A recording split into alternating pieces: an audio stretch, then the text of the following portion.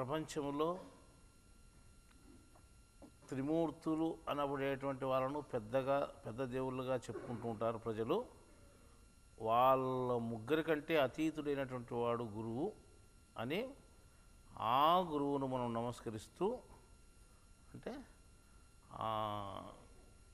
ఆ గురువు అంటే వాస్తవంగా నిజమైన దేవుడు అని మనం లెక్కించుకొని ఆ నిజమైన దేవునికి మనం నమస్కారం చేస్తూ ఇప్పుడు ఈ ఉపన్యాసాన్ని మనం ప్రారంభిస్తున్నాము. ఇప్పుడు చెప్పబోయే అంశం ఏమి అంటే, మనం ప్రతి నెలలోనూ అంటే వేరు సబ్జెక్టులు చెప్పుకుంటూ వస్తున్నాము, వేరు అంశాలు చెప్పుకుంటూ వస్తున్నాము. ఈ నెల ఇప్పుడు అంటే సృష్టికర్త అనేటువంటి అంశాన్ని గురించి మనం చెప్పుకుంటాం. ఇప్పుడు సృష్టికర్త అంటే ఎవరు ముందు వాళ్ళు అంటే సృష్టికర్త అంటే సృష్టిని తయారు చేసినటువంటి వాడుని, సృష్టిని తయారు చేసినటువంటి వాడు ఉండి సృష్టిని తయారు చేసినాడు లెక్క మనకు, అంటే సృష్టికర్త ముందు వాడని. ఇప్పుడు కుమ్మరి కుండ అంటాం.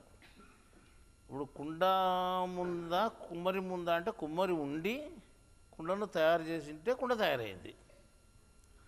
కుమ్మరి ఒక కుండనే తయారు చేస్తాడు అంటే కడవను తయారు చేస్తాడు, బాణను తయారు చేస్తాడు, చిన్న మూకట్లు తయారు చేస్తాడు, చిన్న ముంతలు తయారు చేస్తాడు. మట్టితో తనకి ఇష్టం వచ్చిన తను చేయదగినటువంటి వస్తువులన్నీ ఆ కుమ్మరి చేస్తాడు. ఆ రకంగానే సృష్టికర్త అనేటువంటి వాడు సృష్టిని తయారు చేస్తాడు. సృష్టిని అంటే ఇప్పుడు అనేక రకాలుగా విభిన్న రూపాల్లో కనిపించేటువంటి సృష్టి అంతా మీకు తెలుసు.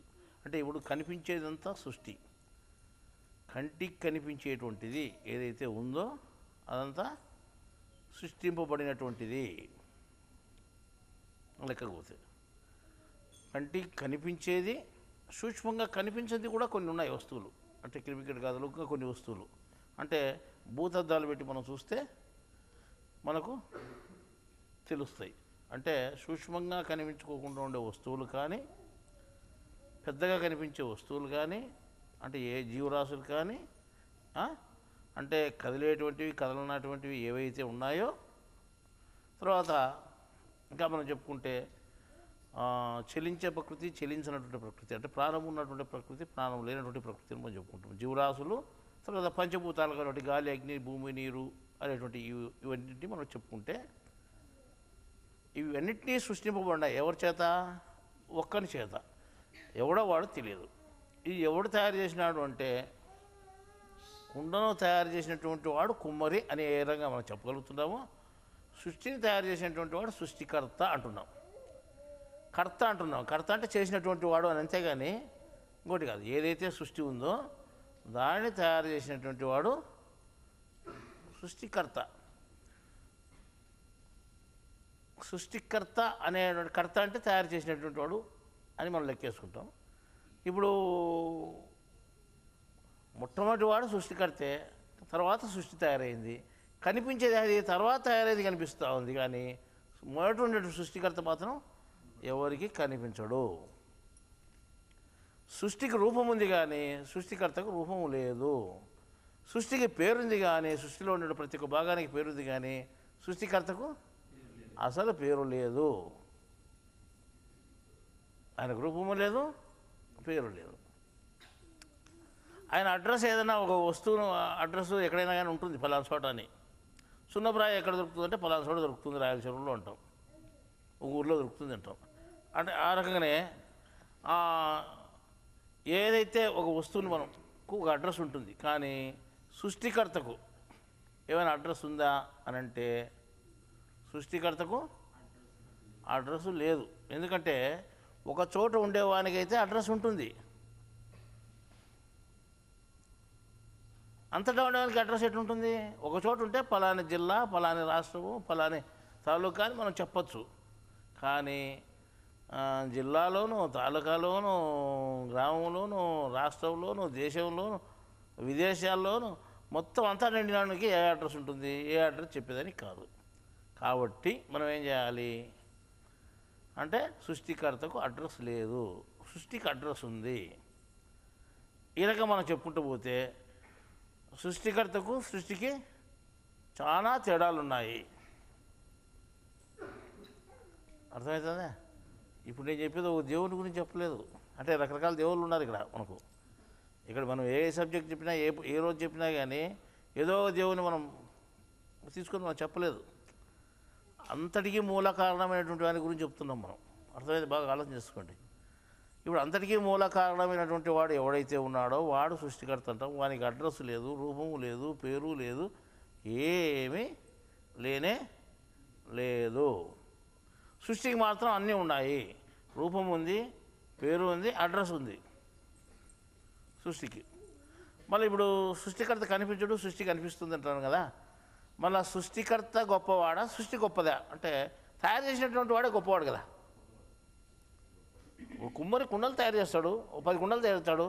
ఒకవేళ పొరపాటు 10 కుండలు పగిలిపోయినాడు, ఇంకో 10 కుండలు చేస్తాడు. వానికి ఏముంది? తయారు చేసే శక్తి ఉంది, తయారు చేస్తాడు. అంటే అతను తయారు చేసే శక్తి అతనికి ఉంది. ఆ రకంగానే సృష్టి ఒకవేళ భిన్నమైపోయినా కానీ ఎన్ని తూర్లైనా దీన్ని సృష్టించగలడు. కానీ అందువల్ల అతను పెద్ద. ఎవరు? సృష్టి కంటే సృష్టికర్త పెద్ద. ఎవరైనా ఒప్పుకోవాల్సిందే. కుమ్మరి పెద్దనా, కుండ పెద్దనా అంటే తయారు చేసే కుమ్మరే గొప్ప. ఎందుకంటే కుండ కుమ్మరిని తయారు చేయలేదు, కానీ కుమ్మరి కుండను తయారు చేస్తాడు. అర్థమైందా? ఎన్ని 10 కుండలైనా కానీ ఒక కుమ్మరిని తయారు చేయలేవు. లేదా 100 కుండలు కూడా ఒక కుమ్మరిని తయారు చేయలేవు. 1000 కుండలు కూడా ఒక కుమ్మరిని తయారు చేయలేవు.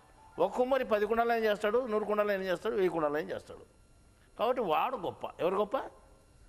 కుండలు చేసే కుమ్మరి గొప్ప. ఆ రకంగానే సృష్టి అంతా కలిసి, మొత్తం యావత్ సృష్టి అంతా కలిసి దేవుని గుర్తించలేదు, దేవుని కనుగొనలేదు, దేవుని తయారు చేయను లేదు. ఆ రకంగా లెక్కేసుకుంటే అన్నిటికంటే గొప్పవాడు సృష్టికర్త. అదే మనిషి ఉన్నాడు, మనిషి కూడా సృష్టిలోనే ఓ భాగమే. మనిషి కూడా సృష్టిలోనే ఓ భాగమే. మన సృష్టిలోనే ఓ భాగమైనటువంటి వాడు సృష్టికర్తను ఎదిరిస్తే ఏమవుతుంది? పొరపాటు అవుతుంది, తప్పు అవుతుంది. ఎదిరించినా ఏమవుతుందంటే నూతనాలు తినాల్సిందే. ఆయన గొప్పోడు, ఆయనకేం పోలేదు. వాడెట్లయినా కనపరమ్మని అంటారు, అంతే కదా. హిరణ్యకశిపుడు కనపరమ్మను చీల్చి నాడుతాడు. ఎట్లా కనిపిస్తాడు? కనిపించడానికి లేదు. ఆ రకంగా మనం ఎంతైనా కానీ మనం బలం ఎక్కువ ఉందని మనం అంటే తాత్కాలిక మన బలాన్ని చూసుకుని సృష్టికర్తను అంచనా వేయలేకుండా, అది ఎంతటోడని అంచనాకు లేకుండా మనం ఏం చేస్తామంటే ఆయనతో నాకు పనే లేదు అసలుకు అంటారు. అంటే సృష్టికర్త మాకు పనే లేదు అంటున్నారు. ఎవరితో పని? సృష్టితోనే పని. వీళ్ళకు ఏదైతే సృష్టించబడిందో వాటితోనే వీళ్ళకి పని అంతా ఉంది, కానీ సృష్టికర్త పని లేదంటున్నారు. ఎవరి వల్ల వచ్చినాయి ఇవన్నీ? సృష్టికర్త వల్ల వచ్చినాయి. సృష్టికర్త లేకుండా ఏదైనా వచ్చినాయి నీకు? ఏది లేదు. నీ జోబిలో 10 రూపాయల నోటు కానీ, ఇంట్లో వండుకుండే కుండ కానీ, నువ్వు కట్టుకునే గుడ్డలు కానీ, నువ్వు పుట్టించుకునే కొడుకు కానీ ఇవన్నీ ఎక్కడి నుంచి వచ్చినాయి? ఏదైతే నీకు కనిపించేటి వస్తువు ఇంట్లో బయట ఏదైతే నీది అనుకుంటున్నావో అవన్నీ సృష్టికర్త ఇచ్చినటువంటివే, సృష్టించినటువంటివే. నువ్వేవి సృష్టించుకోలేదు. నువ్వు ఏదైనా ఒకదైనా సృష్టించడానికి వీలవుతుందా నీకు? కాదు. సృష్టించినటువంటి వాడు ఎవడు? సృష్టికర్త వాడు ఉన్నాడు. సర్వమును సృష్టించినటువంటి వాడు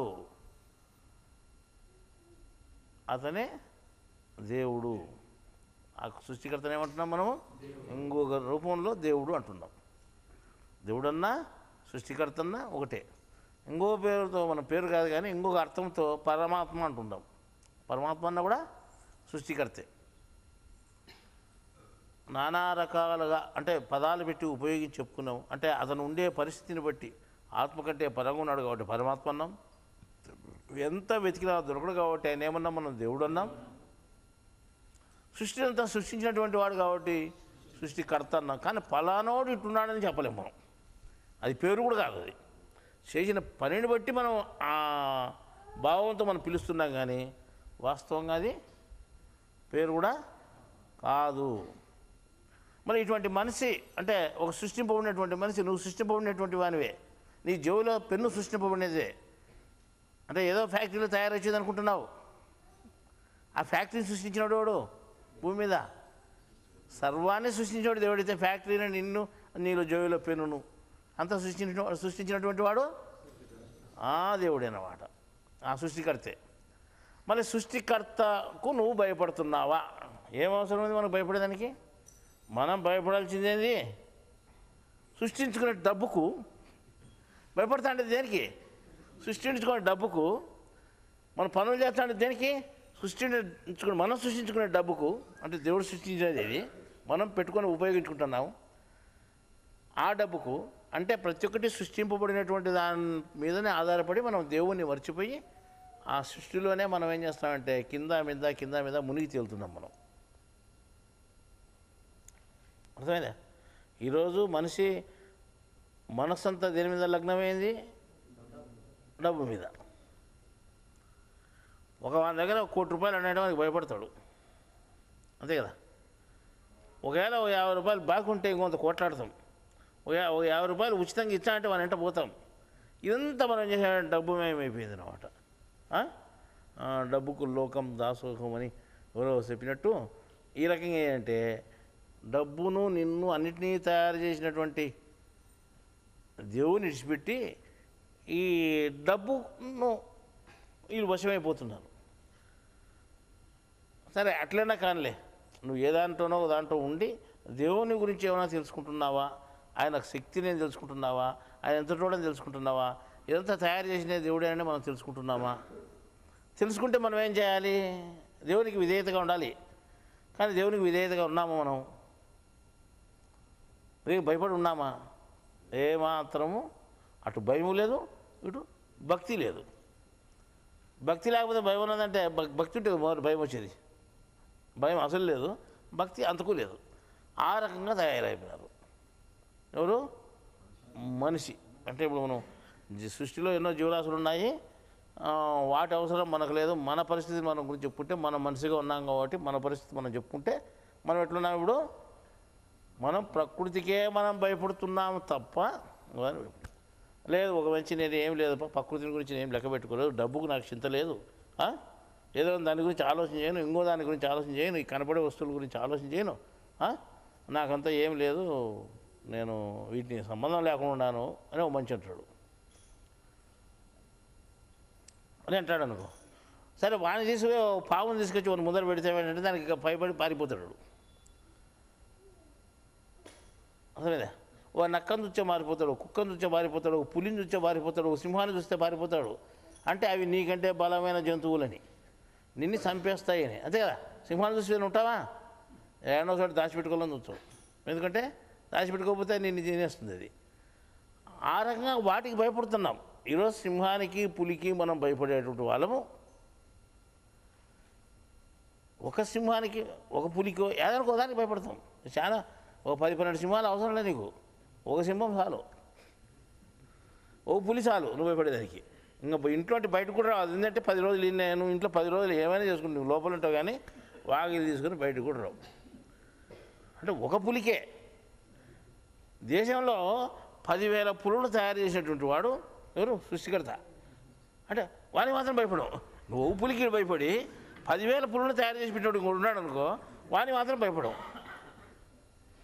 అర్థమైందా? ఒక సింహాన్ని భయపడేవు అని కొన్ని వేల సింహాలను తయారు చేసి పెట్టాడు. భూమి మీద లేవా? వాటి ఆయనకు భయపడం మనం. దేవుడు అంట, ఏం దేవుడు చూద్దాం అంటాడు. ఏం దేవుడు? ఆడ చూసేది నువ్వు? ఆయన చూసేదానికి ఆడుంది నీకు.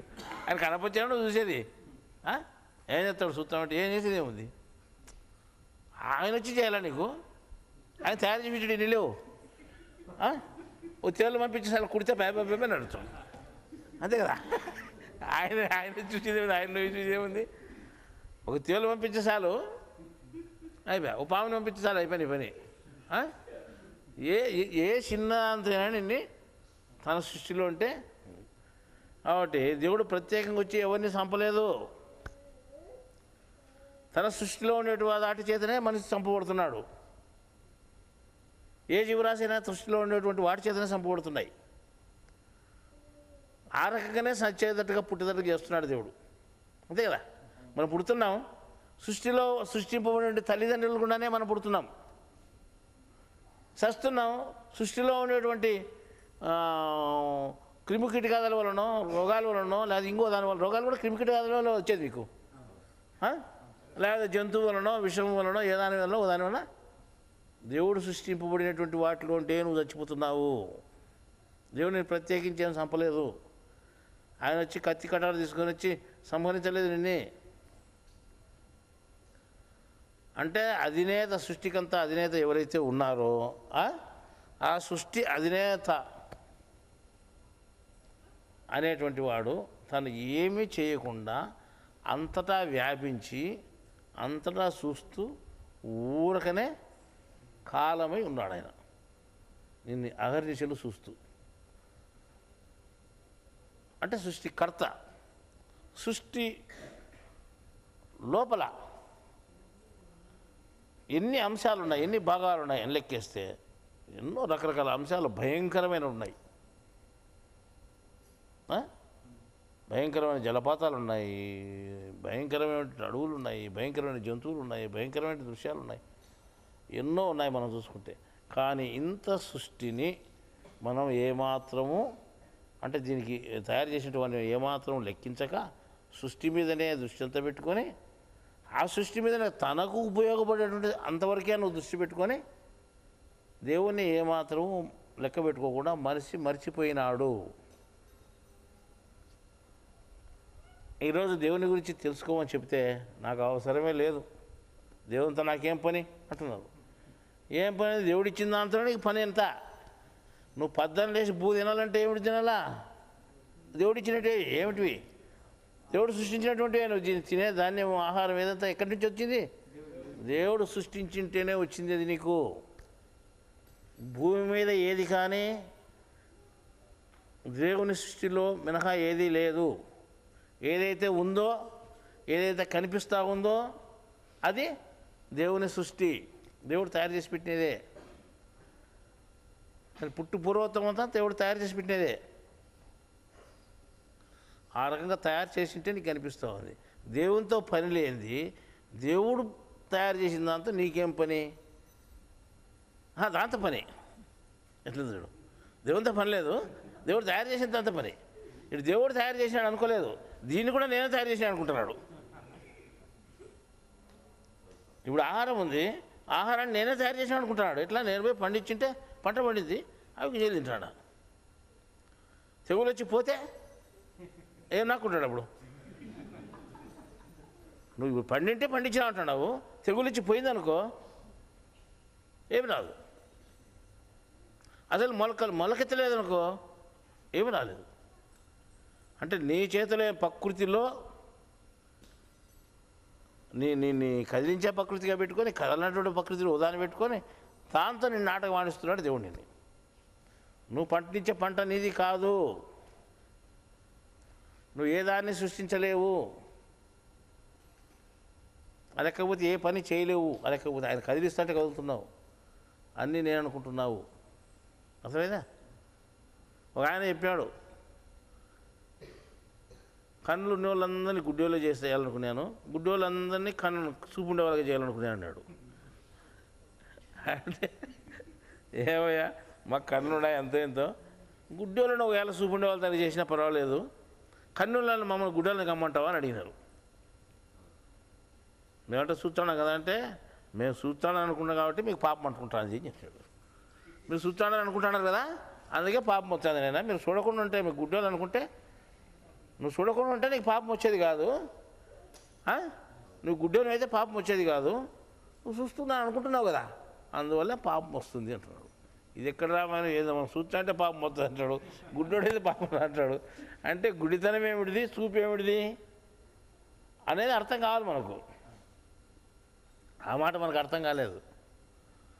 ఆ రకంగానే దేవుడు చెప్పిన జ్ఞానం ఉంది మనకు. ఇప్పుడు ఈ సృష్టిని సృష్టికర్తను మనం పోలిక చేసుకొని, సృష్టికర్త గొప్పవాడు అని మనం లెక్కించుకొని, సృష్టి కంటే గొప్పవాడు అనేటువంటి సృష్టికర్తనే మనం ఆధారం చేసుకోవాలా అనేటువంటి ఉద్దేశంతో మనం ముందుకు సాగాలి అంటే, అది మనకు తెలియాలి అంటే దేవుడు చెప్పిన జ్ఞానమే మనకు ఆధారము. ఆ దేవుడు చెప్పిన జ్ఞానం మనం తెలుసుకోగలిగితే అప్పుడు సృష్టికి సృష్టికర్తకు ఉన్నటువంటి తేడా తెలుస్తుంది. అప్పుడు ఏది గొప్పదని తెలుస్తుంది. దాన్ని నువ్వు ఏ దాన్ని ఆశ్రయించాలో నీకు తెలుస్తుంది. ఇప్పుడు అది తెలియనప్పుడు ఏం చేస్తావంటే గొప్పవాడిని, అంటే కనిపించినటువంటి గొప్పవాడిని వదిలిపెట్టి, కనిపించుకోకుండా ఉండేటువంటి గొప్పవాడిని వదిలిపెట్టి కనిపించేటువంటి సృష్టిని, అంటే తక్కువ దాన్ని మనం ఆధారం చేసుకొని పట్టుకొని దాంతోనే మనం బ్రతుకుతున్నాం, దాంతో జీవిస్తున్నాము అని అనుకుంటున్నాడు మనిషి. అర్థమైందా? తెలిసినటువంటి జ్ఞాని ఏమనుకుంటాడు అంటే మనం ముట్టుకునేటువంటి ప్రతి వస్తువు, మనం తినేటువంటి ప్రతి వస్తువు, మనం చలామణి చేసుకునే ప్రతి పైసా, ఇవన్నీ దేవుడు తయారు చేసి పెట్టినట్టువే, మనము తయారు చేసినట్టు కాదు. దేవుడు తయారు చేసిన వస్తువులు నేను వాడుకుంటున్నాను, వాడుకుంటూ దేవుణ్ణి ఏమాత్రము తెలియకుండా మనం స్మరించుకోకుండా పోతే మంచిది కాదు అని తెలిసిన జ్ఞాని అనుకొని దేవుణ్ణి, అంటే సృష్టిని అటు పక్కన పెట్టి సృష్టికర్తైనటువంటి దేవుణ్ణి ఆరాధించేదానికి, విశ్వసించేదానికి, తలుచుకునేదానికి ప్రయత్నం చేస్తాడు. అంటే జ్ఞానం ఉన్నటువంటి వాడు. దానికి ఆ జ్ఞానం కావాలంటే అది మనకు దైవభక్తి అంటే దేవుని జ్ఞానం మనకు కావాలి. ఆ జ్ఞానం ఎట్లా వస్తుంది మనకంటే ఇట్లా మనం వినేదాని వలనో లేదా పుస్తకాలు చదివేదాని వలనో ఏదో రకంగా అటువంటి జ్ఞానం మనకు వస్తుంది. అర్థమైందా? సరే, ఇప్పుడు మనం ఇంతసేపు మాట్లాడుకుంటే ఒక దేవుడిని ఏది పేరు పెట్టి మనం చెప్పలేదు. అది దేవుడు అంటే ఎవడు దేవుడు అని అంటారు అని ఎవరు ప్రశ్న వేసినారు అనుకో, ఈ మధ్యన అంటే చిన్న ఉదాహరణ చెప్తాను. ఉదాహరణ ప్రతి సాక్ష్యం అది. విజయనగరం జిల్లాలో మన భక్తులు ఈ ముఖ్యమైన వాక్యాలు తీసుకొని పోయి 7,000 రూపాయలు ఖర్చు పెట్టి ప్రింట్ చేసి దాన్ని తీసుకొని అక్కడక్కడ పంచినారన్నమాట. ఈ వాక్యాలు చదువుకోండి మంచిదని. ఒక ఆయన మొట్టమొదటి పేపర్ ఇచ్చినారు. ఇస్తానే ఆయన చదివి ఏమిటిది, ఏది తలా తోక లేకుండా ఉంది దీంట్లో అన్నాడు. ఇది ఇట్లా లేదు, ఇట్లా లేదు, ఎట్లా లేదు, యాదేవుడు అనే పేరు లేదు దీంట్లో. అంటే తలకాయ ఉండేవాడు రాశాడని నేను అడిగిన. తలకాయ ఉండేవాడని రాసినది తిన్నాడు. చెట్టుంది కథ. అంటే తలకాయ లేనివాడు రాశాడు దీన్ని.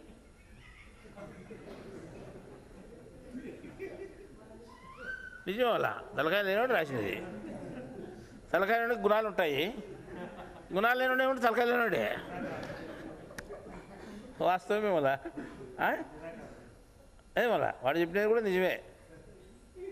దాంట్లో ఏ పేరు లేదు, ఏ దేవుని పేరు, అసలు దేవుడు ఎవరు అని అడిగినాడు. ఎవడని చెప్పమంటావు? యా దేవుని గురించి రాసిన తింటుంటే యా దేవుని గురించి రాయమంటావు? దేవుని గురించి ఎవడు? దేవుడు అంటే ఎవడే అసలు? యా దేవుడు అసలు? దేవుడు అంటే ఎవడని ఇంతమంది ఉన్నారు ఎవరంటే అని ఆయన పేపర్ తీసిపోయిన ఆయన దండించేసినాడు ఒక ఆయన. అంటే ఈయన ఏం చేసినాడు, ఆయన అడిగే మాటలకి ఈయన ఎందుకు లేదు మాట్లాడేది, ఎందుకు ఎట్లా ఇలా ఏమి ఎక్కదు మనం చెప్పినా కానీ ఏం మాట్లాడి అడ్డం మాట్లాడతారని గప్చుప్పు పుట్టి వచ్చేసినాడు ఈయన. ఆ రకంగా జరిగేది. అంటే ఇప్పుడు వాళ్ళ లెక్కల్లో దేవుడు ఎవరుని అన్ని పేరు అడిగినాడు. ఈయనగా లేడు, ఈయన లేడు, ఈయన లేడు, ఈయన లేడు, ఇంతమంది మన దేవుళ్ళు ఉంటే ఒక దేవుని పేరు కూడా లేదు దీంట్లో. లేదు. ఎవడు దేవుడు అటన్నా చెప్పు అని మనం ప్రశ్న చేస్తే ఏం చెప్తాడు ఆయన? ఇంతమంది దేవుళ్ళు ఉన్నారు కదా, ఇంతమంది వెళ్ళి ఎవరు దేవుడు అంటే ఎవరని చెప్తాడు ఆయన?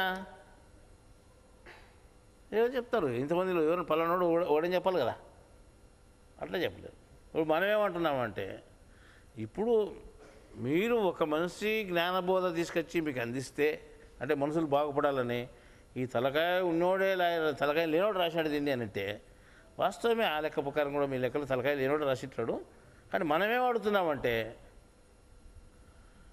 భగవద్గీతలో దేవుళ్ళను ఆరాధించవచ్చు, దేవుని ఆరాధించొద్దు, దేవుని మాత్రమే ఆరాధించు అని చెప్పలేదా?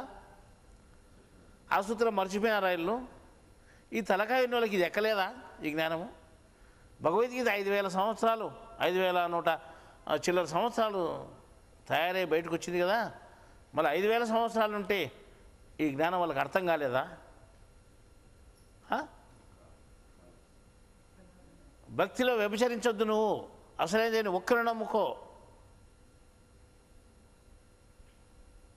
పురుషులను మార్చినట్టు దేవతలను మార్చొద్దు అని చెప్పిన మాట నీకు అర్థం కాలేదా? భగవద్గీతలో కృష్ణుడు చెప్పిన మాట అది ఏమైంది? ఆ మాట మీకు అర్థం కాకనే ఈరోజు భగవద్గీత మూలన పడిపోయింది, తగ్గు స్థితిలో ఎవరికి తెలియకుండా పోయింది. అది ఈరోజు ఎవరైతే అడిగినారో, తలకాయ ఉందా రాసిన వాళ్ళు కానీ అడిగినారో, ఇట్లా వాళ్ళ దేశంలో ఉండబట్టే భగవద్గీత విలువ లేకుండా పోయింది. ఇట్లా వాళ్ళు ఉండబట్టే తగ్గు కులస్తులు, ఉన్నత కులస్తులని మేము బ్రాహ్మణులు, వాళ్ళు మాదిగోళ్ళు అనే పేరు పెట్టి, ఇంకా శూద్రులని పేరు పెట్టి రకరకాలుగా శూద్రత్వం వాళ్ళకి ఆరోపించి ముట్టకూడదు, తాగకూడదు, దూరంగా ఉండాలని చెప్తూ వాళ్ళను దూరంగా పెట్టేదాని వల్ల ఏమైపోయింది, ఈరోజు ఇక్కడ విలువ లేదు మనకని క్రైస్తవ మతంలో చేరిపోతున్నారంతా. ఈరోజు ఎంతోమంది క్రైస్తవంలో చేరిపోయేదానికి కారణం ఎవరు? ఈ మాట అన్నోళ్ళే కారణం. మేము వివక్ష చూపడం వల్లే కదా, ప్రజల్లో కులాలు మతాలని వివక్ష చూపడం వల్లే కదా వాళ్ళు ఏమైనారు. ఇప్పుడు ఈరోజు కులాలు వివక్ష చూపడం వల్ల వేరే మతంలోకి పోయి అక్కడ సమానత్వం ఉంది మాకు కాబట్టి మేమంతా క్రైస్తవులు అంటారు. రెడ్లు పోయి క్రైస్తవులు కలిపినారు, మాదిగోళ్ళు పోయి క్రైస్తవులు కలిసాను, ఇంకోరు క్రైస్తవులు అందరూ కలిసారు, సమానత్వం వచ్చింది అక్కడ. నువ్వు మాకు దిగువాడు అని మమ్మల్ని పక్కన నొక్కేస్తున్నావు, మా దిగువాడని మా అంటరాడు అంటున్నా కదా, మీ దగ్గర మేము ఎందుకు ఉండాలా? ఈరోజు భారతదేశంలో క్రైస్తవులుగా మారిన వాళ్ళంతా ఈ భారతదేశస్తులు కాదా, శూద్రులు కాదా? ఈ శూద్రులంతా ఎందుకు పోయి దాంట్లో చేరినారు? మీరు చూపిన వీక్ష వల్లే.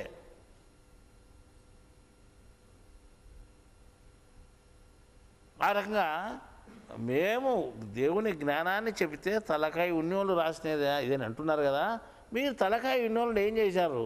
హిందూ మతం క్షీణించిపోయేటట్టు చేశారు. ఈరోజు హిందూ మతంలో అనేక కులాలు ఉన్నాయి, ఆ కులాల్లో ఉండే వాళ్ళంతా క్రైస్తవ మతంలోకి చేరిపోయి ఏకంగా క్రైస్తవ మతం అయిపోతూ ఉంది, పెరిగిపోతూ ఉంది. ఇప్పుడు క్రైస్తవ మతం పెరిగిపోయేదానికి దేనికి ఎవరు కారణం? మీరే కారణం. పేరు పెట్టి పలానా జాతి అని చెప్పలేదు కానీ ఒక పూజారి, విజయనగరంలో ఒక పూజారి అంటాడు, దేవస్థానం పూజారి అంటే ఆయన పూజ చేసుకునే దానికి అర్థం కూడా తెలియదు. ఇప్పుడు నేను చెప్తే తెలిసింది అసలు పూజా విధానంలో ఉండే అర్థము. కొబ్బరికాయ ఎందుకు కొడతారు, కర్పూరం ఎందుకు వెలిగిస్తారు, దీపం ఎందుకు పెడతారు, అను శటకొప్పం ఎందుకు పెడతారు అనేది మేము చెప్తే అర్థమవుతుంది దేశంలో ప్రజలకు. మళ్ళీ మీకు అది తెలియదు, మీరు పూజ చేసే విధానం తెలియదు. అసలు ఎవరికి తలకాయిందంటాం, ఎవరికి లేదంటాం. మీరు చూపించేటువంటి ఆ కులభేదం వల్ల కదా, అంటరాంతనం వల్ల కదా అంతా పోయి క్రైస్తవ మతంలో చేరినది.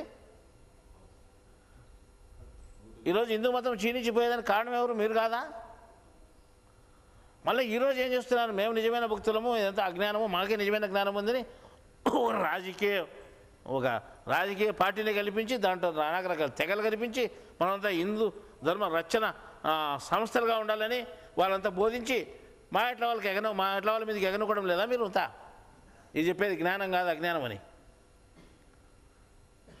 మేము ఈరోజు చెప్తే ఏ క్రైస్తవులు కానీ ఏ ముస్లింలు కానీ ఎవరు ఆటంకపరచలేదు.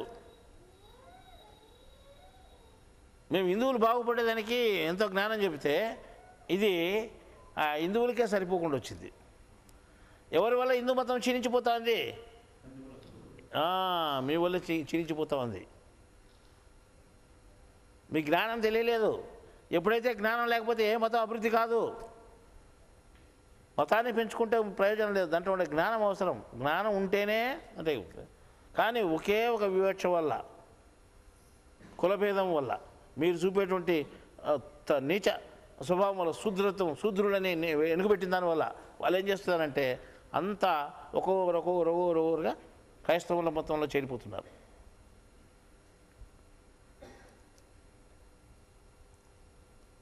దాంట్లోకి పోయిన జ్ఞానం తెలుసుకుందామని కాదు వాళ్ళు కొంతమంది వినేది, అంటే మాకు మర్యాద ఉంటుందని. కులం అనే పేరుతో ఈడంతా పీడిస్తున్నారు, మమ్మల్ని హేళనగా చూస్తున్నారు. అటువంటి హేళనగా లేకుండా మనకు గౌరవం ఉంటుంది అనే ఉద్దేశంతో ఆ గౌరవం కోసం చాలామంది పోయినారు అన్నమాట. ఈరోజు ఎంతమంది పోవడం లేదు అంటే ఈరోజు ఎంతమంది ఆంధ్రప్రదేశ్లో కానీ ఇంకో స్టేట్లో కానీ క్రైస్తవ మతంలోకి ఎంతమంది పోలేదు. ఈ పోయిన వాళ్ళంతా ఎవరు? శూద్రులే. లెక్కేసుకోవాలి. వాళ్ళ తాత కాడి నుంచో ముత్తాత కాడి నుంచో లెక్కేస్తే వాళ్ళు ఏమంటారు? శూద్రులే వాళ్ళంతా. ఎక్కువ సంఖ్య చాలా తక్కువ కులస్తులే పోయినది. అంటే కంత వీళ్ళంతా సమానత్వం రావాలా మాకు అనే ఉద్దేశంతో పోయినారు. మీ రుజుపెట్టినటువంటి వివక్ష వల్ల. మళ్ళా దీనంతా హిందూ మతాన్ని పాడు చేసినది ఎవరు? ఈరోజు జ్ఞానం చెప్పి హిందూ మతానికి ఒక విలువ ఉంది, హిందూ మతంలో జ్ఞానం ఉంది అని మేము బోధిస్తూ ఉంటే జ్ఞానం ముక్క కూడా తెలియదు. భగవద్గీత ఏ సారాంశం అస్సలు తెలియదు. భగవద్గీతలో దేవుడు ఏం చెప్పినాడు? దేవతలు పూజించే దేవతలు లేకపోతారు, నాన్ను పూజిస్తే నాలోనికి వస్తారని దేవతలందరూ ఒప్పక పెట్టి తన ఒప్పక పెట్టుకొని చెప్తే దేవుడు ఎవరని ప్రశ్నిస్తారా? మీకు జ్ఞానం ఉందా? జ్ఞానం లేదు. జ్ఞానం లేని దానివల్ల ఆ విధంగా మాట్లాడుతున్నారు. ఆ రకంగా చేసేదాని వల్ల ఏమైంది? ఈరోజు మేము ప్రత్యక్షంగా చూస్తున్నాం. 100 సంవత్సరాలు వెనక్కిపోతే మీ కులం ఎట్లున్నాయంటే చాలా హోదాగా ఉన్నింది. ఎక్కడ చూసినా భూములు మీకున్నాయి. ఆ భూములన్నీ పోగొట్టుకున్నారు. తద్దినాలు చేసుకునేదానికి అవి పోగొట్టుకున్నారు. అవన్నీ అమ్ముకుని తిన్నారు. ఈరోజు ఏం భూములు లేవు, ఏమి లేవు. లాస్ట్ అడక్క తినేవాళ్ళు మీరే ఉన్నారు. అడక్క తినేవాళ్ళు మిమ్మల్ని చూస్తున్నాం. అర్థమైందా? రిక్షా దొక్కే వాళ్ళలో మిమ్మల్ని చూస్తున్నాం. ఇదే ఊరి నుంచి పోయి బాగా బతికిన వాళ్ళు మేము చూసినాము. తిరుపతిలో రిక్షా ఎక్కితే ఆ రిక్షా తొక్కేవాడు ఇటు చూసిన వ్యక్తే. ఏమయ్యాడు? బాగున్నావు కదా, అంత బాగా హోదాగా అంటే ఏం చేస్తావు? కట్టెలమ్మిని పూలమ్మిని చోట కట్టెలు అమ్మితే బాగుండదని ఇటుకు వచ్చి రిక్షా కూర్చుంటున్నాడు.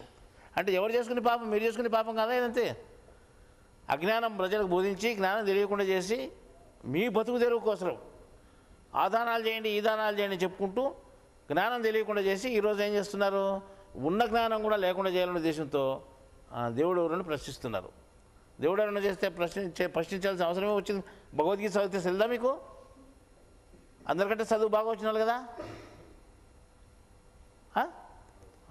అట్లా లేదన్నమాట. వాళ్ళ బ్రతుకు తెరువు కోసం ఇంకో జ్ఞానాన్ని కూడా ఈ జ్ఞానం కాదు అనేస్తున్నారు. దానివల్ల పెద్ద పాపం వస్తుంది. దానివల్ల ఎంతో అనుభవించాల్సిన పని కూడా వస్తుంది. ఆ లెక్క ప్రకారం మనం లెక్కేసుకుని చూస్తే సృష్టికర్తను ఏమాత్రం లెక్క పెట్టుకోకుండా సృష్టికి భయపడుతూ బతికే వాళ్ళు చాలామంది ఉన్నారు. ఈరోజు సృష్టికి భయపడుకోకుండా ఎవరైనా బ్రతకగలుగుతున్నారా అంటే 99% ఎవరు లేరు. అంతా సృష్టికి భయపడే బ్రతుకున్నారు. నువ్వు ఎవరికి భయపడుతున్నావు అంటే ఎవరి పైన ఒక పేరు చెప్తాడు. వాడు నాకు శత్రువు, వాడు ఏం చేస్తాడు? బలవంతుడు శత్రువు అంటాం. అంతే. ఎవరికి భయపడకుండా బతుకుతామంటే లేదు, భయపడాల్సి పని వస్తుంది. ఏం చేస్తావు? మా ఊరు రెడ్డి చాలా గొప్పోడు, మనకి ఎదురు మాట్లాడే తిప్పులు అంటాడు. మీ ఊరు రెడ్డివాడు, మీ ఊరు రెడ్డి కూడా వాడికి పుట్టినోడే, ఎవరు దేవుడు పుట్టించినోడే మీ ఊరు రెడ్డి కూడా. మళ్ళీ మీ ఊరు రెడ్డికి నువ్వు భయపడతావు. ఇతర రెడ్లు ఎంతమంది తయారు చేసినాడు దేశం అంతా, అంత పెద్ద రెడ్డికి ఎందుకు భయపడవు నువ్వు? కానీ ఆయన భయపడేది లేదు. ఇప్పుడు మన పని అంతా ఎట్లా చూడండి. ఎవరికైతే భయపడాలో వాళ్ళు భయపడకుండా, ఎవరికైతే భయపడకూడదో వాళ్ళకి భయపడుతున్నాం. సరే, సమాజంలో నువ్వు బ్రతుకుతున్నావు, బ్రతుకు. ఎవరికి ఎంత విలువ అంత ఇయ్యి. అందరికంటే గొప్ప విలువ ఎవరికి ఇలా? దేవునికి. దేవునికి గొప్ప విలువ ఇవ్వకుండా,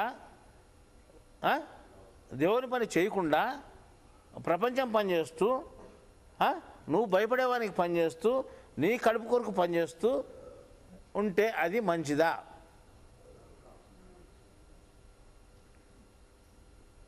మంచిది కాదు. మనం చెప్తున్నాము దేవుడు అంటే అన్ని పుట్టించారు ఏమైందా, మామూలుగా పుట్టాం ప్రపంచంలో అని అంటారు కొంతమంది. కానీ ప్రపంచంలో పుట్టడానికి ఎవరికి హక్కు లేదు. అర్థమైందా? నీ సొంత హక్కు ఎవరికి లేదు. నీకు చరిత్ర ఇచ్చి, నీకు కర్మ అంటగట్టి, నువ్వు ఈ రకంగా నడుచుకోపో అని చెప్పి, ఏ సమయంలో ఎంత దెబ్బ తగలలో, ఏ సమయంలో ఎంత అనుభవించాలో కొలత వేసి పెట్టి రాసి పంపించినటువంటి వాడు ఎవరు? దేవుడు. నీకు నీ వెనకాల చరిత్ర ఎంత ఉందో, ఇప్పుడు గడిచిపోయిన చరిత్ర అంతా నీకు తప్పనిసరిగా రాసి లెక్కాచారం వేసి పంపించినాడు.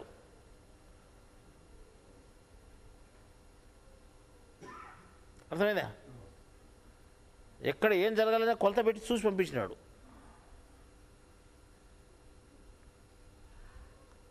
ఆ రకంగా ఉండేటువంటి దేవుని మర్చిపోయి మనము ఏం చేస్తున్నాము?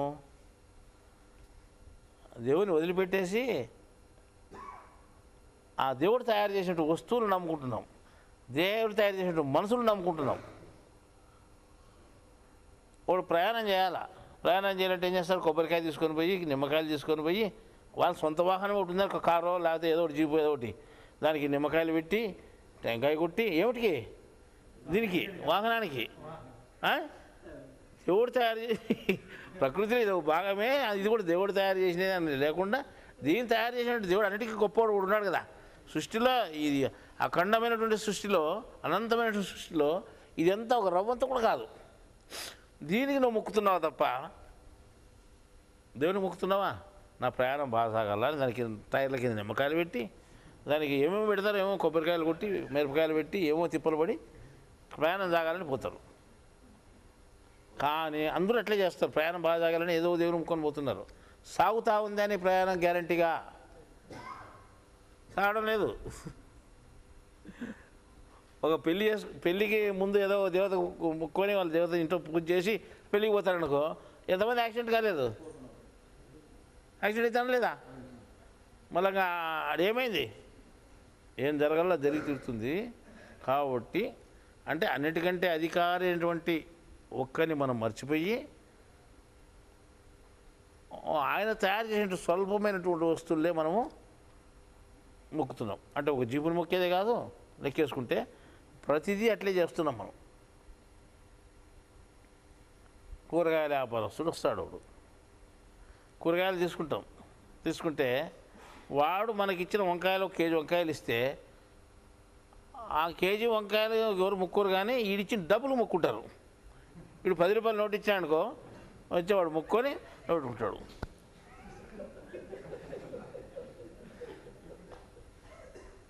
అంటే ఇది జ్ఞానం తెలిసిన వాళ్ళకి విచిత్రంగా అనిపిస్తుంటుంది, తెలియని వాళ్ళకి మామూలుగా మొక్కకపోతే ఎట్లా, దీనివల్ల కదా మనం పొత్తాడు, దానివల్ల పొత్తాడు నువ్వు అనుకుంటాడు. ఆ కాయదాన్ని మొక్కుతున్నారు. మళ్ళీ నువ్వు ఎట్లా మన దేవుణ్ణి ఇంత చిన్నదాలా మొక్కుతా అంటే దేవుని ఎట్లా మొక్కేది? దేవుని ఎవడు అనుకునేది అసలుకు?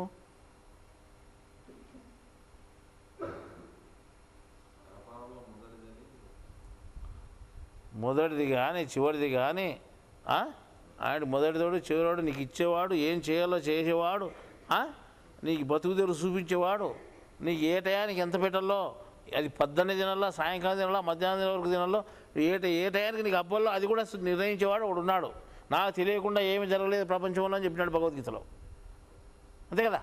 నాకు తెలియకుండా నువ్వు చచ్చిపోలేదు, నాకు తెలియకుండా నువ్వు పుట్టలేదు. ఇంకా చెప్పనండి, తలకాయ ఎంటికలు కూడా నేను లెక్కించున్నానని చెప్పినాడు ఆయన.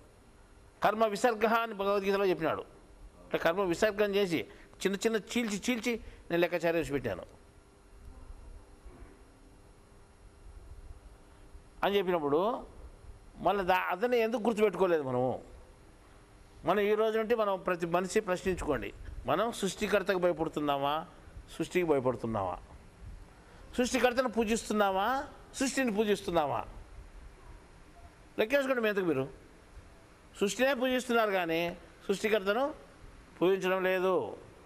సృష్టికి నమస్కరిస్తున్నారు కానీ సృష్టికర్తకు నమస్కరించడం లేదు. ఇంకో విషయం ఏమంటే, ఈరోజు ఒక చిన్న బోర్డులు పెట్టాం అక్కడ రెండు.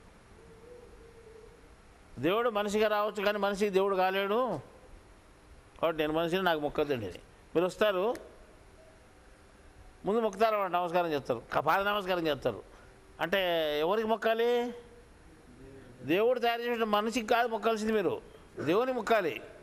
నేను ఒక మనిషిని సృష్టిలో మగారు, నేను నాకు మొక్కితే ఏమొస్తుంది? ఏమీ రాదు అసలుకు. కానీ మీరు మొక్కుతున్నారని ఏ రోజు నేను జీవన కూడా ఇవ్వలేదు. అజ్ఞానవశంతో అజ్ఞానంతో కూడుకొని మీరు ఎవరైనా కానీ మొక్కినా కానీ మేము నివారించలేకపోయినా కానీ, ఒకవేళ మీరు బలంత టక్కన కాలబడి మొక్కినా కానీ మేము మాత్రము ఏ రోజు ఎవరికి దీవని లేదు. మొట్టమొదటి నుండి ఈ పొద్దు కాదు, రేపు నిన్న కాదు, కొన్ని సంవత్సరాల నుంచి కూడా ఎవరికి ఏ దీవని లేదు. ఎందుకంటే నాకు మొక్కలేదు, నాకు మొక్కడం లేదని నేను అనుకుంటున్నాను. కాబట్టి నేను దేవుని ఇచ్చేదానికి కూడా లేదు. నేను మొక్కించుకునేదానికి అర్హుని కాదు అనుకుంటున్నాను నేను. ఎవరు అర్హుడు? దేవుడు. వాళ్ళు మొక్కుతున్నాను అనుకో, లోపల ఉండి దేవుని మొక్కుతున్నారు, నాకు సంబంధం లేదనుకుంటాను. అంటే మీ దృష్టి అది అట్లుండదు. నా దృష్టి మీరు ఆ దేవుడికే చెందుతుంది అనుకుంటాను, మీ దృష్టి అట్లుండదు. ఫలానా ఆయనకే మొక్కుతున్నాం అనుకుంటారు మీరు. కాబట్టి అట్లా ఉండకూడదు అనే ఉద్దేశంతో మీరు దేవుని మొక్కండి, మాకు మొక్కద్దండి. కొన్ని సంవత్సరాలకు పూలమాల మా మెళ్ళ వేసుకోలేదు మేము, అంతకుముందు వేస్తా అంటే బలవంతంగా ఇది చెప్పినా అర్థం కాలేదని మనం చెప్తూ పూలమాల మేము మెడలో వేయొద్దండి అని చెప్పినాం. చూడు, ఏ పండగకైనా కానీ ఎప్పుడైనా కానీ జన్మదినంలో కానీ కృష్ణాష్టమిలో కానీ మిగతా సందర్భాల్లో కానీ ఎక్కడ కూడా పూలమాల మేము వేయించుకోవడం జరగదు. ఈ నమస్కారాలు చేసేది ఉంటుందని ఏం చెప్తున్నాం అంటే బోర్డులు కట్టి పెట్టినాము. ఇంక చెప్తే బాగుండేది, ఒకరిద్దరికైతే చెప్పొచ్చు, ఇంతమందికి ఆడ చెప్పేదానికి అవుతుంది. మేమేం చేసినామంటే ఈరోజు 2 బోర్డులు కట్టి పెట్టాము అక్కడ. అది మీరు ఎవరికి మొక్కడం అంటే దేవునికే మొక్కండి, దేవుడు దానికి అర్హుడు. సృష్టింపబడిన సృష్టిలోనే ఒక భాగం అంటే మనిషి అర్హుడు కాదు అని మనం ఏం చెప్తున్నామంటే నాకు పాద నమస్కారాలు చేయొద్దండి, మొక్కద్దండి, పూలమాలలు వేయొద్దండి చెప్పినాం. అంటే ఎందుకు మనం చెప్పే జ్ఞానము ఇప్పుడు మీకు చెప్తున్నా కదా నేను, అది నాకు కూడా అమలు కావాల్సిందే, ఎవరికైనా అమలు కావాల్సిందే కదా. సృష్టిలోనే ఒక భాగమైనటువంటి మాకు కూడా అది వర్తిస్తుంది. అందువల్ల మనం ఏం చేయాలి? సృష్టిలోని ఒక భాగానికి ఏమాత్రము మనం విలువీయకుండా అసలైన విలువ ఎవరికి ఇవ్వాలి? అసలైన సృష్టికర్తకు, దేవునికే ఇవ్వాలి. అర్థమైందా? ఇప్పుడు మీ తల్లిదండ్రులు నిన్ను అడిగి పుట్టించుకోలేదు, అర్థమైందా? లేదా వాళ్ళు తెలిసి పుట్టించుకోలేదు.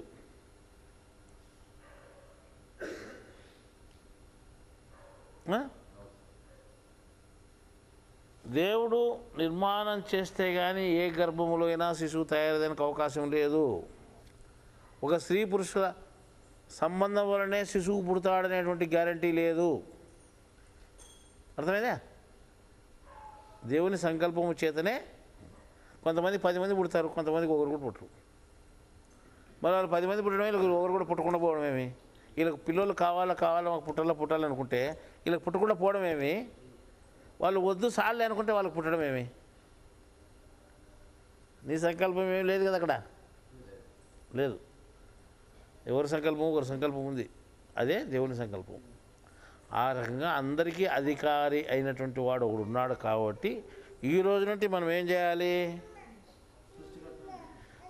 సృష్టికర్త అంటే ఎవడు? మనం సృష్టికి విలువిస్తున్నాం, సృష్టికి కర్తకు విలువిస్తున్నామా అని మనం చూసుకొని ఇప్పుడు జాగ్రత్త పడడం మంచిది. అర్థమైనా? మీరు చూడండి, ప్రతి నిత్యం చూడండి, అటు పోయి ఒక తాడు అటు పడింది అనుకోండి, అటు పోతే నడిచి దూరంగా పోతావు పక్కకు అప్పుడే, అంటే పాము అనుకుని. తాడుని చూసి పాము అనుకుంటావు, తాడునే పాము అనుకొని భయపడి పక్కకు పోతున్నావు. నిజంగా పాము అయితే మరీ భయపడతావు.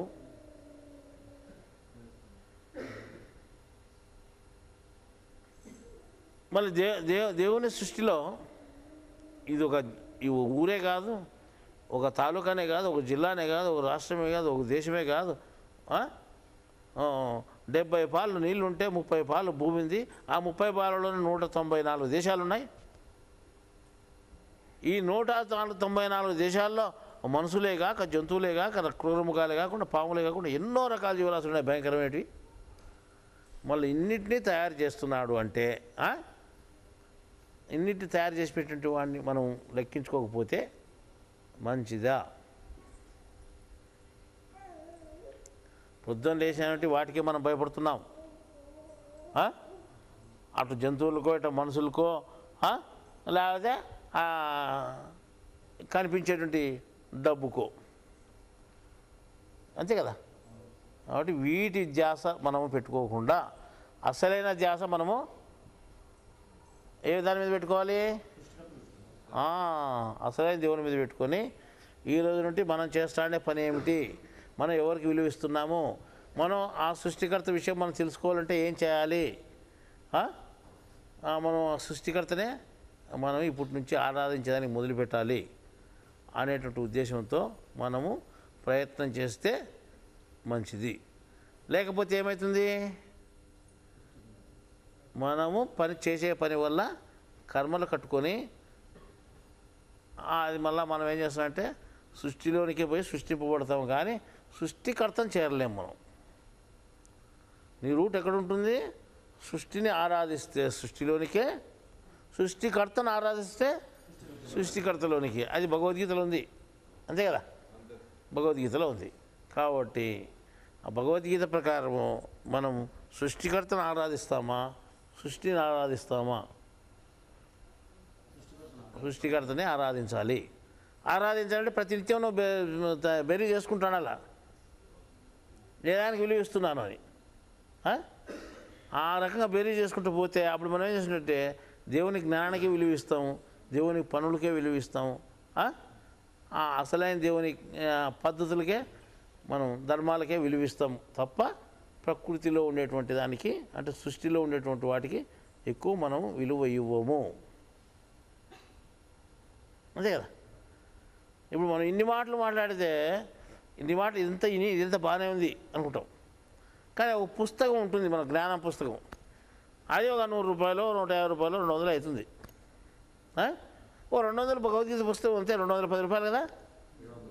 210 రూపాయలు భగవద్గీత పుస్తకం అయితే ఎంత పెద్ద జ్ఞానం ఉంటుంది, అంత జ్ఞానం ఉంటుంది. మన తలకాయ పట్టే అంత ఉంటుంది అంటూ. మళ్ళీ అంత పెద్ద జ్ఞానం 210 రూపాయలు అంటే అడుగుతుంటా, లేకపోతే డబ్బులు ఏదనుకునేవు అనుకొని వాడేంటే మిగతా ప్రపంచ విషయాలకు దగ్గర చూపినటువంటి విధానం అంతా ఇటు చూపి దానికి ఎందుకు వేస్ట్ అవుతుందని మనం చూస్తాంలేనో, లేకపోతే ఎవడన్నా తీసుకుంటే దాన్ని చదువుకుందామనో, లేకపోతే ఇంకా ఎప్పుడవుతారు చూస్తాం లేనో, అది ఎప్పుడవుతారు వాళ్ళు ఉచితంగా ఇచ్చారులేనో, ఎట్లా ఒకటి అని ఏం చేస్తానంటే వాడు పోతాడనమాట. పోతే ఇంట్లో భార్య పొద్దు ఆదివారం అని చెప్పింటది, కేజీ మాంసం తీసుకోవాలా. కేజీ మాంసం తీసుకుని 270 రూపాయలు పెట్టి తీసుకుపోతాడా కేజీ మాంసం. ఈ పొద్దు టీవీలో చెప్తాను 350 రూపాయలు అవుతుందంట రేపు నెల నుంచి. ఎంతైనా కొన్ని తట్టుకుంటారు మన వాళ్ళు, ఏముంది 270 అంటే 210 రూపాయల పుస్తకం వద్దనుకొని పోయి 270 రూపాయలు పెట్టి తీసుకుని పోయినాడు అనుకో, 60 రూపాయలు ఎగస్ట్రా. అది సాయంకాలానికి అయిపోతుంది, ఓ పూటకి అయిపోతుంది. అది అయిపోతుంది, అది ఎక్కడ మిగలదు నీ శరీరంలో. కానీ ఇది పర్మనెంట్గా పుస్తకం తీరు ఉంటుంది. నువ్వు చదువు నీకు వస్తుంది, ఇంకోటి చదువు ఇంకోటికి వస్తుంది, ఇంకోటి చదువు ఇంకోటికి, ఎంతమందికైనా తలకు ఆహారం అవుతుంది. అది పొట్టకు ఆహారానికి నీకు ఒక్కరికే సరిపోతుంది. ఇది 1000 మందికైనా ఆహారం అవుతుంది తలకు, జీవితాంతం ఎంతమందికైనా ఆహారం అవుతుంది పుస్తకం. మళ్ళీ దీని విలువ ఎంత, దాని విలువ ఎంత? అదేమో 270 లేదబ్బా అంతా అయిపోతుంది అంటే ఎట్టో ఒకటి అర్ధ కేజీన చూడు అంటావు, లేదంతా సరిపోయిందంటే దాన్ని కొట్లాడి గుంజుకుపోతాం. కానీ బుక్ మాత్రం అవుతుంది అనిపోతాడు, అంటే పోటీ పడి కొనుక్కొని పోతాడు దాన్ని అయితే అది తాత్కాలికంగా పనికి వచ్చేదాన్ని. ఇది పర్మనెంట్గా పనికి వచ్చేదాన్ని, శాశ్వతంగా పనికి వచ్చేదాన్ని మాత్రం చూస్తాను, మళ్ళీ చూస్తాను అనుకుంటాడు. ఏది వానికి పనికి వస్తుంది, ఏది పనికిరాదని ఆలోచన లేదు. ప్రకృతిలో అయినా కానీ, ప్రకృతిలో కనిపించే వస్తువు అయినా కానీ, భగవద్గీత అంటే జ్ఞానం అనేది ఈ అతీతమైంది, కర్మకు అతీతమైంది, ప్రకృతి కూడా అతీతమైంది. అట్లా లెక్కేసుకోవడం లేదు మనం. జ్ఞానం దగ్గరికి వచ్చేసరికి ఏం చేస్తామంటే, ఈ ప్రపంచంలో చాలామంది ఉన్నారన్నమాట లోపగుణం ఉంటాం. మనకు ఉండేటువంటి గుణాలు ఉన్నాయి కదా, ఆ గుణాల్లో లోపగుణము అనేది ఉంటుంది. ఆ లోపగుణం ఏం చేస్తాడంటే లక్షల డబ్బులు ఉన్నాయి కానీ దాన్ని చూసుకుని వాడుకుందామని అనుకుంటాడు. అంటే మనకి ఎంత మిగిలల్లో అంతే మిగులుతాయనే కర్మ సిద్ధాంతం మనం మర్చిపోతాం. మనకి ఎంత మిగిలల్లో ఏం కథో, మనకి ఎంత ప్రాప్తం ఉందో అంతే ఉంటుంది, మిగతాది ఎంత ఉండదు అనే కర్మ సిద్ధాంతాన్ని మర్చిపోయి మనం ఏం చేస్తాం తెలిసిన, దాన్ని మిగిలించుకోవాలని చూస్తాం. అది మన సొంత ప్రయత్నంతోనే మిగులుతుందని చూస్తాం. ఒక ఊరిలో వ్యాపారస్తుడు ఉన్నాడు. ఆయన 4 ఏళ్ళు కష్టపడి 2 లక్షల రూపాయలు సంపాదించినాడు. అంటే 2 లక్షలు 4 లక్షలు సంపాదించాడు అనుకో, బాగా కష్టపడినాడు, సంపాదించినాడు. ఏంటంటే మన తెలివి కొద్దీ మనకు లభ్యమవుతుంది, అంటే మనం సంపాదించుకునే కొద్ది వస్తుంది అని అనుకునేవాడు. అంటే తన సొంత తెలివితోనే డబ్బు సంపాదించుకుంటాను అని అనుకునేవాడు. కానీ వాళ్ళ ఇంట్లో వాళ్ళకు రోగం వచ్చింది, భార్యకు రోగం వస్తే కొంత డబ్బు పోయింది. అది అంటే తను సంపాదించుకున్న డబ్బులో కొంత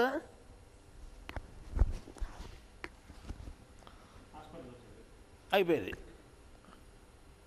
సరే మళ్ళా అతనికి జబ్బు వచ్చింది. అతనికి జబ్బు వస్తే ఉన్న డబ్బు కూడా పోయింది. మళ్ళీ లాస్ట్ ఏమో ఇద్దరికి బాగా ఇంటికి పోయినారు. ఇంటికి పోయిన తర్వాత చూసుకుంటే మళ్ళీ ఎంత ఉంది, మొట్టమొదటి ఎంత ఉన్నది, మొట్టమొదటి ఎంత ఉన్నది అంటే వాళ్ళ దగ్గర 1000 రూపాయలు ఉన్నది. 1000 రూపాయలతో వ్యాపారం పెట్టుకొని 4 లక్షలు సంపాదించాడు. లాస్ట్కి 1000 రూపాయలే మిగిలింది. 4 ఏళ్ళ తర్వాత కూడా 1000 రూపాయలే మిగిలింది. ఇదంతా ఏమైంది? కనపొచ్చింది, కనప రాకుండా పోయింది. కనపొచ్చింది, కనప రాకుండా పోయింది. అది నీ తెలివి అనుకునేవు. మరి నీ తెలివి ఏమైంది ఇక్కడ? ఎందుకు మిగిలించుకోలేకుండా పోయినాను? ఆ రకంగా ఈ లోభగుణం అనేటువంటిది అనేది కూడా మనం జ్ఞానం దగ్గర చూపుతాం. తీసుకొచ్చి జ్ఞానం దగ్గర కూడా లోభగుణం చూపుతాం. ఇప్పుడు మనం సీడీలు తయారు చేస్తాం. మనం ఆ సీడీలు ఏం చేస్తారంటే కొనుక్కొని పోయి చదువుకోండి, చూసుకోండి అంటే అది భద్రంగా మన పుస్తకాల మాదిరి ఈ మ్యాటర్ మనకి ఎప్పుడు చూసుకునే ఉంటుంది కదా. మన దగ్గర ఉండాలా, ఒక రికార్డు ఉండాలి మన దగ్గర, పర్మనెంట్గా అన్నీ ఉండాలా అని తీసుకొని పోరన్నమాట. ఊర్లో 4 ఉంటే 5 మంది ఉంటారు అనుకో, లేదా 10 మంది ఉంటారు అనుకో, 10 మంది తరపున ఒకటి తీసుకొని పోతాడు. ఒకటి తీసుకొని పోతే అందరం చూసుకోవచ్చు అనుకుంటారు. చూసుకోవచ్చు, కానీ నీదంటూ ఉండదు కదా. ఆ రకంగా ఏం చేస్తామంటే ఈ లోపగుణం వల్ల మనం ఈ జ్ఞానం వల్ల కూడా ఎనికిపోతుంటాం మనం. అట్లా కాకుండా ఈ ప్రకృతిలో తయారైన డబ్బుకు, అంటే సృష్టిలో భాగమైన డబ్బుకు మనం విలువ ఇవ్వకుండా, అంటే దానికి ఎంత విలువ అంతే ఇచ్చి, దానికంటే గొప్ప విలువ ఎవరికి ఇవ్వాలి? సృష్టికర్తకి ఇవ్వాలి, దేవునికి. సృష్టికర్తకు సంబంధించిన ఆయన ధర్మాలు ఉన్నాయి, ఆయన జ్ఞానం ఉంది. వాటికే ఇస్తూ పోతే మనకేమవుతుంది? అప్పుడు నిజమైనటువంటి జ్ఞానం మనకు తెలిసేదానికి అవకాశం ఉంది. ఇదంతా ఎందుకు చెప్తున్నానంటే ఇప్పుడు మనం నిత్యము పనులు చేసేటువంటి విధానాన్ని ప్రతి క్షణం మీరు గమనించుకోండి, ప్రతి గంట మీరు గమనించుకోండి, ప్రతిరోజు సాయంకాలం అయిన తర్వాత పండుకునేటప్పుడు గమనించుకోండి మనం ఏ దానికి విలువ ఇచ్చాము అని. ఎంత అయినాక ఇంకోరు ఏమంటారంటే ఇప్పుడు సృష్టికి విలువ ఇవ్వకపోతే ఎట్టపోతామా, దాంట్లో కదా ఉండేది మనము అని ఇంకోటి ప్రశ్న వేస్తాడు అనమాట. అది మీరేం చెప్పేదానికేం మాటలు బాగుంటాయి కానీ బయట బతికే వాళ్ళకి తెలుస్తుంది. మనం అవన్నీ బయట ఇట్లా ఇబ్బంది పడాల్సిందే, దానికి విలువ ఇవ్వకపోతే మనం ఎట్ట బతికేదానికి అవుతుంది అంటాడు. అంటే మనం విలువ ఇచ్చి బతాడల్లా కొన్ని చోట్ల అంటే దేవుని మళ్ళీ చూసుకోవచ్చు. కావాల్సిన సందకాడి నమస్కారం చేసి ఆయన ఉత్తరాయన ఊటే పోతాడట. ఇవన్నీ డబ్బులు ఖర్చు పెట్టుకుంటాడాల్సిందే, ఆయన పోతే నమస్కారం పెట్టిపోతే పీడవుతుంది ఆయనకి అని అంటారు. కానీ తక్కువగా లెక్కేస్తారు అని ఆ రకంగా చెప్తారు. అంటే నేనేం చెప్తున్నానంటే నువ్వు అంటే ప్రకృతిలో నేను ఇట్లే బతకాలా అట్లే బతకాలా నువ్వు అనుకుంటున్నావు, కానీ నువ్వు అనుకున్నట్టు ఏది జరగదు. నీ వెనకాల ఒక కర్మని లిస్ట్ ఉంది, ఆ లిస్ట్ రాసి పెట్టినోడు ఒకడు ఉన్నాడు, దాన్ని నడిపించేవాడు ఒకడు ఉన్నాడు. వాడు నిన్ను బర్రతో కొట్టి తోలి నడిపిస్తాడు. అంతే కదా, నువ్వు ఏం చేయాలో అదే చేస్తాడు. ఆ పని ఏ పని చేపిలో ఆ పని చేపిస్తాడు నీతో. అందువల్ల నువ్వు చేసుకునేది ఏమీ లేదు. ఒక లిస్ట్ అంటూ ఒకటి ఉంది, ఆ లిస్ట్ ప్రకారం నడుచుకోవాల్సిందే. అది తెలియక నువ్వు ఇట్లా భ్రమపడుతున్నావు. జ్ఞానం తెలిస్తే ఈ విధానం అంతా నీకు తెలుస్తుంది.